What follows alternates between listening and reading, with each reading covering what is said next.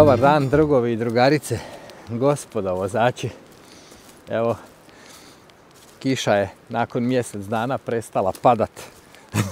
Bar nadam se za 2 sata, pa sam malo izašao iz sobe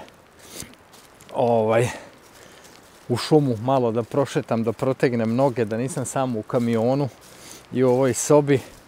I danas sam došao u ovu šumicu, a da ovdje po noći hodaju i žive ove male šumske vile, one sa krilima koje lete.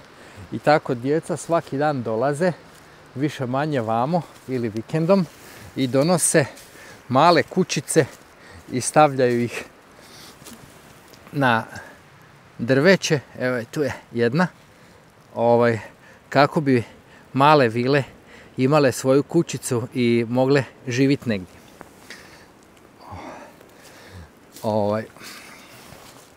Drveće je interesantno, sve je puno maha i u svakom stablu ima po neka rupa i onda djeca tu postavljaju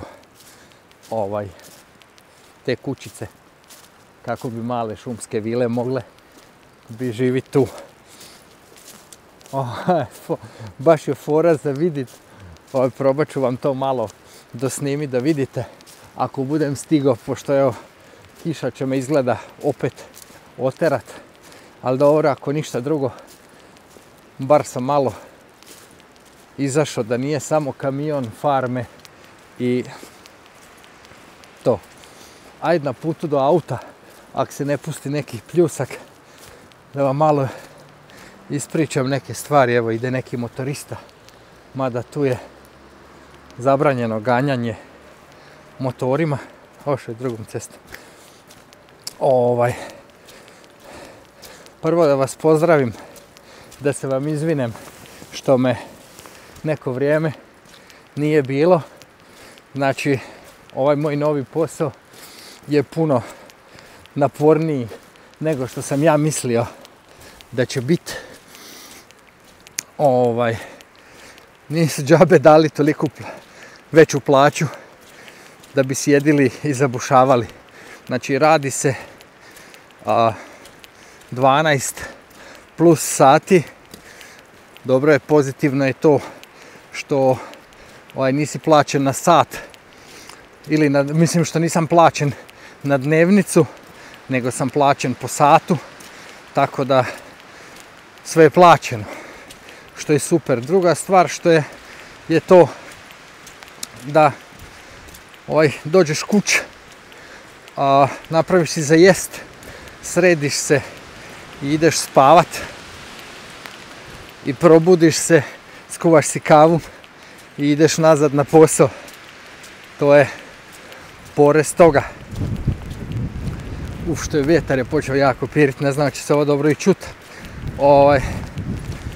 Tako da to je u biti to. Ja sam neki dan radio 18 sati, imao sam kvar na kamionu, puklo je hidraulično crijevo koje tera pumpu koja usisava mlijeko iz laktofriza, a bio sam poprilično daleko, pa dok sam se vratio, dok smo prekvačili, dok sam uzeo zamjenski kamion i dok sam se vratio nazad, izgubio sam jako puno vremena. Ali dobro, kao što kažem, sve je to plaćeno, tako da nije neki veliki problem. Kad je čovjek plaćen može i odraditi. Jebo majko, alga je počelo. Znači, vreme i otkako sam stigao ponovo vamo, znači od sredine 1. mjeseca, ja mislim da kiša svaki dan pada. Mislim, ne da mislim, nego znam da nije ni jedan dan bio bez kiše. Pa ništa, tu ću ja, ne znam ni kako će se ovo čut, tu ću ja ovo završiti, staviti sve u torbu, pa ćemo nastaviti u sobi. Eto, kao što vidite, drugovi moji i drugarice, gospodo vozači, kiša me oterala iz šume. I kao što sam pričao tamo, problem tog posla mog je da sam zadnje vrijeme jako umoran. Svaki drugi dan mijenjam kamion, tako da mi je malo komplicirano. Moram svu tu svoju opremu što nosim sa sobom vaditi iz jednog kamiona, prenositi u drugi. Uvijek nešto negdje zaboravim, negdje nešto izgubim i bude šareno. Pošto sad neko vrijeme već vozim sam, tovare mi sve više posla, normalno moram postići neku brzinu i rutinu, pa onda u biti ne stignem ništa napraviti putem, nemam vremena postavljati kamere, nemam ih vremena skidat i ima puno rikvercanja kroz neke uska dvorišta na rikverc, onako, ovako, onako, da sad ne objašnjavam predugo, zahtjeva puno koncentracije i onda, iako bi snimao, najvjerovatnije bi šutio, ne bi pričao ništa, mada i to je jedna ideja, da postavim jednu ili dvije kamere, pa šta se snimi se, pa se onda poslije doda neki zvuk, nešto ja ispričam šta je bilo, šta se je desilo. Međutim, drugi problem toga svega je, radi se dugo, budem umoran, budem premoren, dođem tu u kuću di živim, napravim si za jest, odem se istuširat, padnem u krevet i zaspem, probudim se, popijem kavu i idem nazad na posao. Znači, ne da nemam volje, nego fizički nemam snage za editovanje videa i za takve stvari. Evo, danas sam se naterao da odem iz sobe napolje, da malo razbistrim glavu, u šumu prošetat, malo otklopit misli od posla, od svega. Morate me shvatiti da unatoč tome što radiš i što imaš tu toliko i toliko stresa, normalno da te stresiraju i psihiraju još neki drugi ljudi koji ti apsolutno ne bi trebali to raditi u životu, što ti rade, jer ti rade. Nije to zlonamjerno, nego jednostavno ljudi ne razmišljaju. Ti si tu, živiš u nekom svom tempu, normalno da ti je teško, razumiješ, kad vidiš da dijete nacrta sliku na kojoj nema tate, mama, dijete, kuća, papagaji, psi, mačke, ribe, sve, samo tate nema, i onda te dijete nazove nakon 15 minuta i kaže: tata, ti si unutra u kući, kuhaš ručak i tako te stvari. Normalno to sve pogodi. Kao osobu te pogodi, razumiješ, ali dobro je, imaš neki cilj i guraš to, onda te neko pozove pa te pita: pa dobro je, kad se ti misliš vratiti? Pa šta koga briga koji nije dio moje obitelji kad se ja mislim vratiti i kako ja moram neke stvari izvesti i završiti. Nije da mora se samo srati i umret, da se razumijemo, nego ja jednostavno sam se odlučio pregriz 2 godine umjesto maltretirati sebe i svoju obitelj idućih 10 godina. Da, nećemo biti skupa te 2 godine ili ćemo biti skupa jako malo, ali to je to, razumiješ? I nema potrebe, ma dobro, da sad ne odugovlačimo to i da ne objašnjavam neke stvari koje nisu bitne vama, bitne su meni. Znači, ne trebam u životu da psihijatrije ljudi koji mi nisu ništa u životu, koji mi ne znače ništa u životu, ne treba mi to.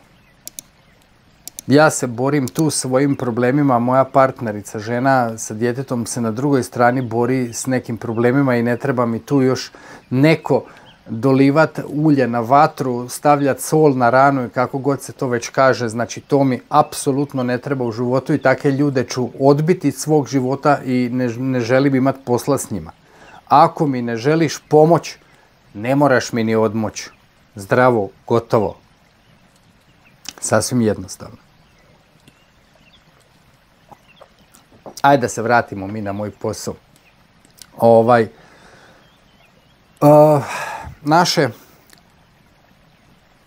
Ja ujutru krenem, znači prva runda, prvih ne znam 8, 9, 10, 12 farmi, koliko bude za obići koji dan, moram obići prije nego što, znači, kak bi to rekao, ja moram biti na farmi, pokupiti mlijeko i staviti laktofriz da se pere. Znači seljak kad dođe ujutru na mužnju, da ga sve čeka spremno. Znači da u Hrvatskoj mi s pranjem laktofriza nismo imali nikad ništa, čak brigate za to. Vamo je to sve naš posao. To je sve posao vozača. Znači, dođeš, pokupiš mlijeko, staviš laktofriz na pranje, kad seljak dođe na mužnju, da mu je sve spremno. Znači on sam pogleda, aha, opralo se dobro i idu krave i ide proizvodnja. Znači, od tih prve runde farmi, dok dođem na zadnju, zadnja je temperana tako da ja dođem, pokupim mlijeko, stavim na pranje i recimo da oni dođu na posao, na mužnju, možda 10-15 minuta prije nego što laktofriz završi pranje, da oni pripreme izmuzište i da je to sve to. U to vrijeme, ova druga runda farmi, znači ja idem u mljekaru, istovaram mlijeko i vraćam se nazad. Znači, i to je period za koji mi treba otprilike 1,5 do 2. Znači da odem sa farme do mljekare, to je recimo pola sata, tamo i nazad to je sat, i trebam otprilike pola sata da istovarim 30.000 litara mlijeka ako nema nigdje nikoga. Znači da dođem direktno na ovu liniju, spojim crijeva i to je to. Znači, i onda još malo vam tam, papiri, ovo ono, 2 sata ima lufta. Znači sad u drugoj rundi na prvu farmu, oni su već završili sa jutarnjom mužnjom. Ja dođem kod njih, pokupim mlijeko, stavim laktofriz na pranje, idem na iduću farmu. Znači tu govorimo da ta prva farma koja je završila mužnju, jutarnju, oni inače ranije kreću. Tako da do, recimo, koliko to bude, 7, pola 8 završe jutarnju mužnju. Znači ja kupim njihovo mlijeko, to bude oko 10-15 tisuća litara na toj jednoj većoj farmi. To traje otprilike oko pola sata da ja pokupim njihovo mlijeko, stavim laktofriz na pranje i sve ove ostale farme su već završile sa jutarnom mužnjom. I ja pokupim drugu rundu tih farmi, odvezem u mljekaru, vraćam se po treću rundu, znači na treću rundu farmi, koje moram završiti, pokupiti mlijeko i da se laktofrizi operu do večerne mužnje, koja negdje kreće u 5 popodne. Ali imaju puno krava ili kako god, vamo tamo. Znači, sve je otprilike jako natempirano. Taj dan kad se mi je pokidao kamion, znači kad je puklo to crijevo, dok sam ja ošao po zamjenski kamion i dok sam se vratio na zadnje 2 farme sam kasnije, oni su već počeli s mužnjom. Ali kako to sad izgleda? Znači oni zatvore farmu, to krave odaju vamo, tamo, ovaj ih tera vamo, ovaj ih tera tamo i sad, a nemaju mjesta za mlijeko. I sad ja dolazim, oni sklanjaju krave, otvaraju koridor gdje ja mogu proći, nateram kamion, pokupim mlijeka koliko mogu, ali ne mogu pokupiti sve, jer će im smrzniti, laktofriz mora ostati bar 1,5 litara unutra, da ga može miješati i vrtiti i da oni nastavljaju mužnju. Ja sam išao na drugu farmu na kojima je već u biti iz laktofriza skoro curilo napolje, pa su istom oni morali staviti svoj posao, sve to riješiti, da ja pokupim mlijeko, zatvoriti i da ja mogu otići. Tako iskompliciralo se maksimalno, znači svaki kvar, svaka sitnica koja te smrda, dobro sad nećemo reći, govori da pola sata igra ulogu, ali svaka sitnica koja te zadrži, ne znam, da izgubiš 2 puta po 20 minuta ili 3 puta po 20 minuta zbog neke gluposti, imaš na kraju dana problem. Tako da uske su ceste, uska su dvorišta, ali gas je, papuči se nenormalno. Ali drugačije neće stići.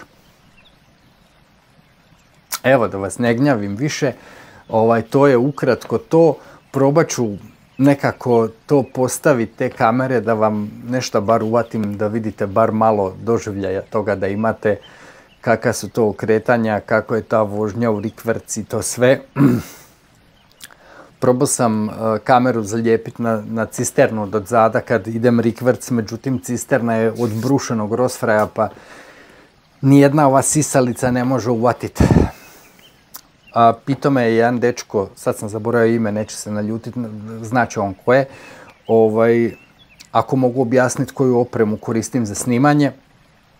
Znači danas dok sam bio u šumi, ovaj mikrofon me apsolutno iznenadio, jer je vjetar toliko pirio, to je toliko šuštilo drveće i one smreke, da ja nisam vjerovao da ću se ja bilo šta čut, a na snimku ste vidjeli da se sve čuje odlično, tako da ovaj mikrofon zakon. Nije mi žao nijednog momenta. I ima tu još neki drugi pica boca i stvari, pa ću to u jednom drugom videu pokazat. Još jedan put, nemojte se ljutit, čuvajte mi se, ostanite mi živi i zdravi i volite svoju obitelj i vidimo se u nekom drugom videu.